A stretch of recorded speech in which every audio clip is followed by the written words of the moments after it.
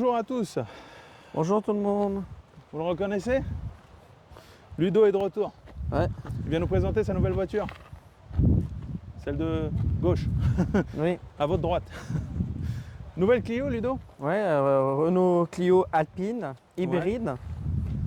Alpine. Finition Alpine. Finition Alpine. Ouais. Ouais, ok. Finition Alpine et en fait, quand vous roulez avec, elle se recharge. Elle ne fait pas de bruit quand on conduit. Ok. Donc on va expliquer pour ceux qui ne sauraient pas ce que c'est qu'une hybride. Donc c'est une hybride non rechargeable, c'est-à-dire que c'est le moteur qui recharge la batterie. Et c'est ce qu'on appelle une micro-hybridation aussi. Oui. C'est-à-dire que le moteur est une aide à l'accélération et en ville, tu utilises plus la batterie, le moteur électrique. Oui, tout à fait. Ça donne une voiture assez péchue pour un moteur plutôt petit. Il a fait quoi, 900? 900, hein. 900 cm3, ce qui n'est pas grand-chose. Mais avec l'hybridation, on donne un moteur beaucoup plus péchu. On le verra dans l'essai routier après. Oui. Et donc, tu l'as depuis combien de temps Ça va faire 3 mois et demi à peu près. 3 mois et demi. Et encore une Clio, quoi. Tu n'avais pas envie de changer? Non, j'avais pas envie de changer. Je suis fan des Clio. Elle consomme rien. Je peux faire 900 km avec un plein. D'accord. Avec un réservoir à 38 litres. Ce qui n'est pas grand-chose, mais 900 km, c'est vrai que c'est monstrueux. C'est pas mal, quoi. Enfin, faut bien mettre en... Vu que c'est une automatique, je mets bien en B, en ville. Ouais. Comme ça, ça permet vraiment de rouler en hybride le plus souvent possible. B, on l'expliquera en roulant, mais le mode B, c'est le mode break. Oui. Qui permet, en lâchant l'accélérateur, elle freine toute seule et ça recharge la batterie. Ça recharge la batterie, ouais, tout à fait. Mais ça, on le verra de toute façon en faisant l'essai. Est-ce que tu veux nous ouvrir le capot qu'on voit le moteur? Donc, Ennis, tu veux filmer le moteur? Donc là, Ennis, c'est notre caméraman aujourd'hui. Exactement. Donc du coup, là, comme vous voyez, vous avez hybride et là-bas, je crois que c'est de l'essence. Ouais, donc ça, c'est le 3 cylindres. Ouais. Et là-bas, on a le moteur électrique. Oui, tout à fait. Et puis la batterie, je pense qu'elle doit être en dessous dans le coffre, si je ne me trompe pas. Oui, c'est ça. De mémoire. Ah, ok. Là, si on a j'ai une roue de secours dans le coffre. Ça devient rare. Ouais. Ça devient très rare. Oui. Roue de secours dans le coffre. Ok. On va filmer un petit peu l'intérieur. Oui.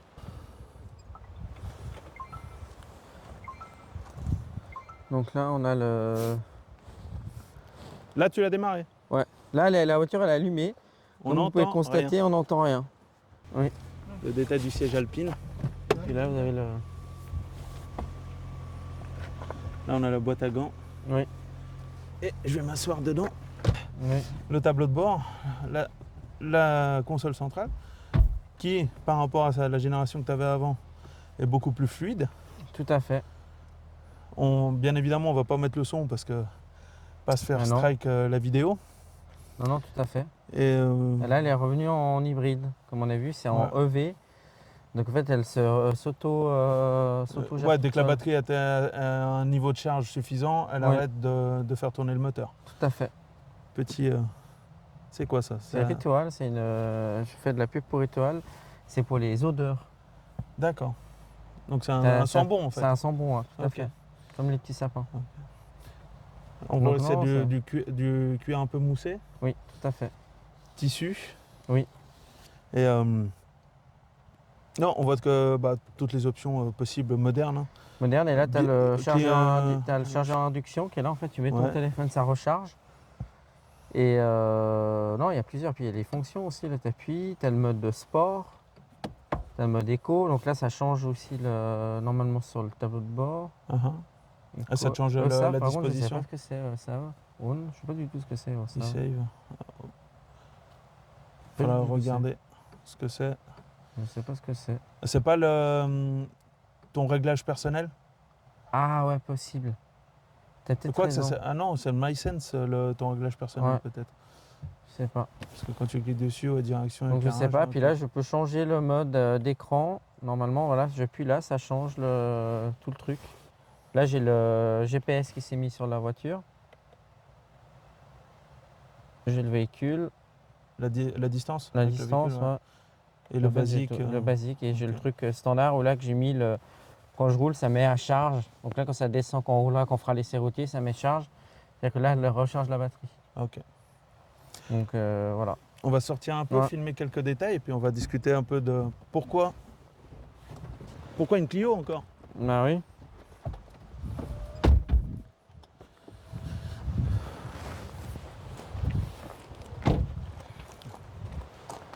Ah oui, puis j'ai mis des jantes sport de finition alpine. Mais ça venait automatiquement avec le modèle, non? Oui, ça venait automatiquement avec le modèle. Non, elle est vraiment... Pourquoi cette couleur? Bah, en fait, c'est que j'ai flashé dessus. Ouais. J'ai flashé sur la couleur orange. Avant, j'avais la bleue. Et c'est vrai que la orange, je l'ai vue plusieurs fois quand je suis parti en Espagne. Et c'est vrai que je suis tombé amoureux de la Renault couleur orange. Okay. Un peu brillant. C'est vrai que là, le soleil est en train de se coucher. Donc ça ne met pas en valeur aussi bien que tout à l'heure la couleur de ta voiture. Mais c'est vrai que c'est un orange qui fait rappeler un peu l'orange RS qu'il y avait à une époque. Et là, bon, bah, c'est Alpine qui reprend. Alpine d'ailleurs, pour ceux qui sont fans de la marque, ils savent très bien qu'ils ne font plus que des voitures électriques maintenant. Oui. C'est bien dommage. Bah, c'est dommage, je sais qu'on n'a plus le... On n'entend plus le bruit du moteur. Ah non, ça... Mais ça, on en discutera en roulant, parce que j'ai quelques questions à te poser. C'est perturbant, ça. J'ai quelques questions à te poser pendant qu'on roulera, qui sont pertinentes. Puis du coup, on n'a pas vu le coffre. Ouais, montre-nous un peu le coffre, parce que pour une Clio, le coffre n'est pas si petit que ça au final. Donc là, t'as un sacré bordel. Hein. Ouais, c'est... Voilà, donc du coup... Tu déménages ou quoi? Non, c'est des boulets, c'est des vestes, je les vends. Donc là, il y a mon sac de sport. Basic Fit. Donc tu vois, il y a quand même pas mal de... Pas de pub pour Basic Fit. Hein. Ouais. Non. C'est quand même mal. J'ai quand même... ce qui est bien avec Renault, c'est qu'en fait, quand ils livrent la voiture, ils vous donnent tous les ustensiles pour nettoyer la voiture. Donc ça, c'est très très bien. Là, j'ai les... Au cas où si je tombe en panne, j'ai le... Triangle et compagnie. Triangle de panne, j'ai le... les clés à molette pour enlever la roue. Et dessous, j'ai une roue. Le roue de secours. Mais c'est une galette. Ouais. C'est une galette, ok. Ouais. Bon, malgré tout, c'est une roue. Mais du coup, non, c'est vraiment pas mal, quoi. Et puis là, du coup, bah, en fait, t'as une surprise. C'est comme le bras, mais de base, le coffre, il est plus profond. Ça fait quoi, 320 litres, non? Ouais, 320 litres. Du style. Ok. Donc non, elle est vraiment pas cool. mal, quoi. Elle est cool, quoi. On démarre et on n'entend rien. On n'entend rien, c'est ça qui est... Là, c'est perturbant parce que moi, je me dis, est-ce que j'ai démarré, est-ce que j'ai pas démarré? Là, je vois que c'est ready, donc j'imagine que oui. Mais c'est vrai que c'est perturbant. C'est perturbant quand t'as pas l'habitude. Je vais démarrer en D pour l'instant. Alors, je sais que ça sort automatiquement. Ah, la batterie, il fait froid, donc automatiquement. D'ailleurs, mets-nous l'anti-buée là. Parce que là... Je vois pas, mais ouais, je pense que c'est bon, il n'y a personne. Vas-y.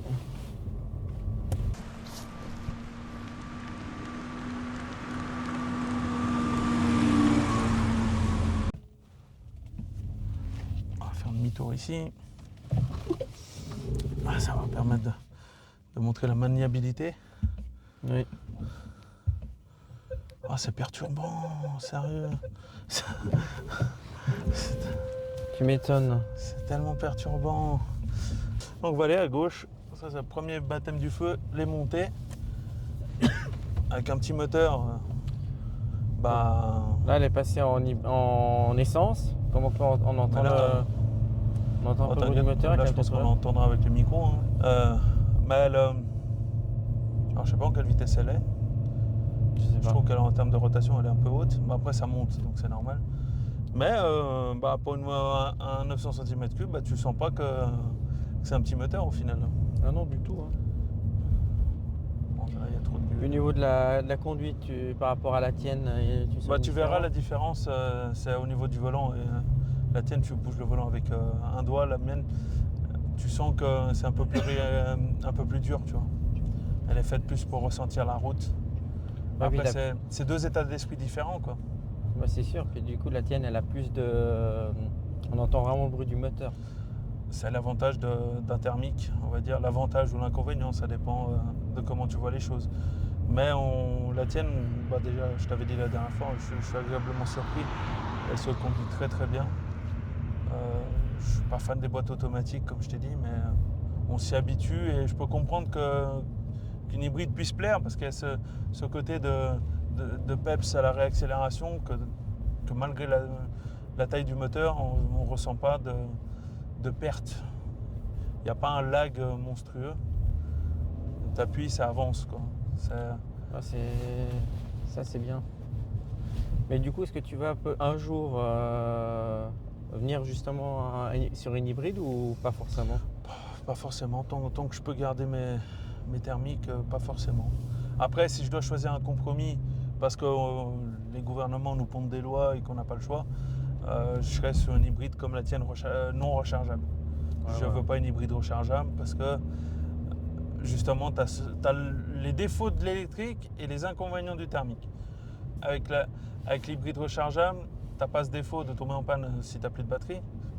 Mais le moteur thermique, souvent, est trop faiblard pour la voiture que c'est. Parce que c'est des voitures qui font facilement 200 kg de plus qu'une voiture standard. Donc, automatiquement, le moteur thermique ne suffit pas. Oui. L'hybride est là pour la consommation, pas pour la performance, ça on est OK. Sauf sur certains modèles ultra sportifs qui font de l'hybridation. Là, je vais mettre B pour tester le freinage automatique. Mais là, et le régénérateur de batterie. L'avantage, c'est que si tu mets le régulateur de vitesse, c'est que s'il y a des voitures devant nous, là c'est pas le cas, s'il y a des voitures devant nous et que tu mets genre limitation à 50, la voiture devant va freiner, la voiture va freiner et va même faire un arrêt complet si le véhicule est arrêté et puis repartir. Ok, non, alors oui, tu as toutes les options modernes dessus, de ce que je vois, mais justement des options que moi j'ai pas et que j'ai pas envie d'avoir. Ils sont pressés les deux là. Ouais. Parce que le régulateur de distance, pour l'avoir essayé sur différents véhicules, sur l'autoroute, je suis pas fan. Parce que si tu t'anticipes pas assez le dépassement, bah, tu te retrouves à perdre de la vitesse et à reconsommer derrière pour relancer le véhicule. Ok. Sur la mienne, je ne l'ai pas. J'ai le régulateur de vitesse, j'ai le suivi de voie, ça je trouve pratique. Mais le régulateur de distance, il est pratique dans certains cas. Si tu t'endors au volant, il est ultra pratique. Oui. Alors, à toi de ne pas t'endormir, je dirais. C'est une réponse bateau, mais à toi de ne pas t'endormir. Mais je trouve que c'est contre-productif et tu consommes beaucoup plus. Et là, on teste le fonction break, j'ai lâché l'accélérateur, elle ralentit toute seule, elle freine, elle s'arrête quasiment. Et elle freine fort quand même, malgré tout, mais il fonctionne bien. J'ai été étonné quand je l'avais essayé, il n'y a pas de régulateur de niveau de freinage. Il y a un niveau et point barre. Quoi. Mais là, on est en électrique, si je ne me trompe pas. Oui, tout à fait. Oui, du moment que tu passes en EV, on n'entend pas le moteur. Hein. C'est vraiment perturbant. Oui. Pour quelqu'un comme moi, c'est perturbant. Ah non, c'est clair. Après, je pense même pour toi, quand tu l'as pris, c'était perturbant au départ. C'était perturbant parce qu'en fait, je ne savais pas si la voiture allumait et même au garage, l'anecdote. Il ne le savait pas non plus ? Ben non, et puis du coup, en fait, je l'allume, puis nous, on ne savait pas si elle était allumée et tout, et en fait, elle était allumée. Donc en fait, heureusement qu'il faut être dans la voiture pour mettre si mes jours tu es en mode enclenché, la voiture elle y va. Hein. Si tu appuies sur l'accélérateur. Et donc tu sais si elle est allumée, c'est quand c'est écrit ready. Ready quand elle est ready, et puis quand tu as le EV sur le tableau de bord, ça fait qu'elle est allumée, mais c'est juste quand c'est ready, c'est allumé. Si tu nous mettais un peu le mode sport là pour voir ce que ça donne. Bon, mode sport, il n'y a personne, je m'arrête, juste pour voir un peu ce que ça vaut en démarrage en côte. Let's go.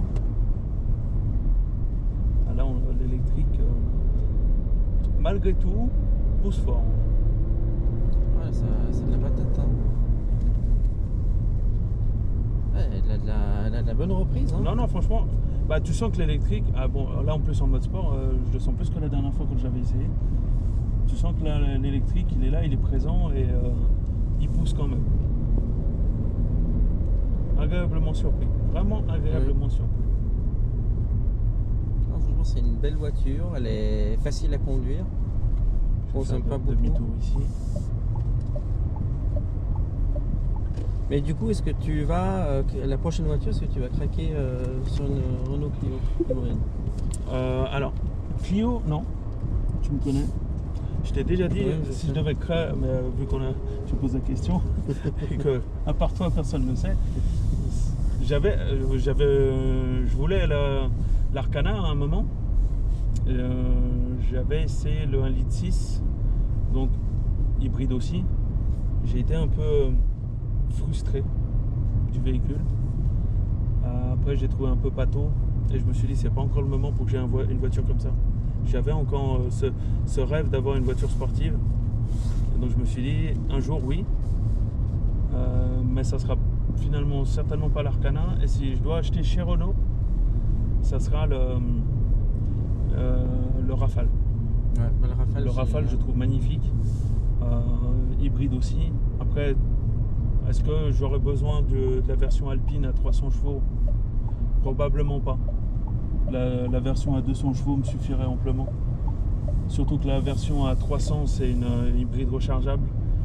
Et je crois que la version à 200 chevaux c'est hybride mais comme toi, non rechargeable.